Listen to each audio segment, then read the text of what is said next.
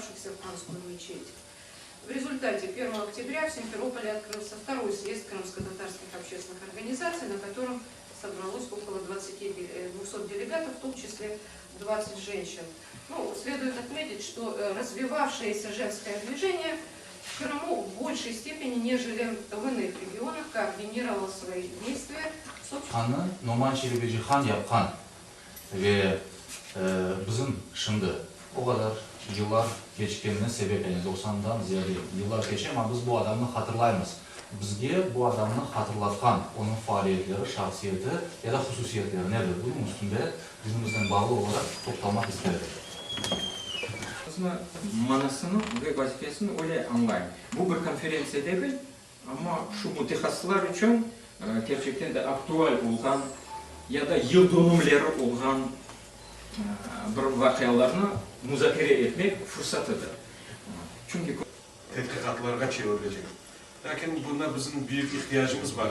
Bizim yaşayışımızda informasyon teknolojileri böyle bir hızlı... Bir Türk'ü açtırmayayım açma. Son biz çalışmak yerine olacak. Yok. Bu mevzuların diskusyon mevzuları. Evet. Kaç tane ondan zeli gazet var. Evet. Kum toplay, fikirleşi, neler gerek yazmaya. Buna ise Altın Gazet'in anda yazılan problemi ikinci, üçüncü gazeteleri var. Üçün. Öyle gerek yapmaya şimdi. Şefat abi sizden razı. Eteriz. Çeşit türlü noktayı nazarlarda.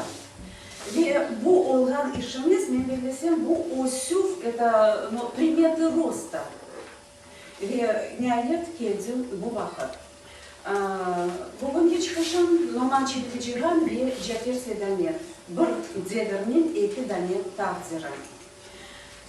Eğer biz tez unuttular. Siz bilseniz onu aytınız her zaman. Böyle devletimizge karşı çıkmağa da o bir ne demek devirden kelgen, tarihten kelgen bir hakilettir. Bilesizmi? Paşalarını her zaman hutbelerde, misal üçün cuma günleri, bugün cuma günü ya, hutbelerde paşalara sağlık, uzun ömür türeydiler her zaman. Onun bir derin manası vardır. Tek bizim milletimiz inkılap yapmadı. Oz demek, oz temelinde demek, ozun bedelinin içinde millet olarak. Bizde inkılap olmadı. Biz ozun paçalarımızı yok ediyoruz. Yok, Ukrayna devletinin...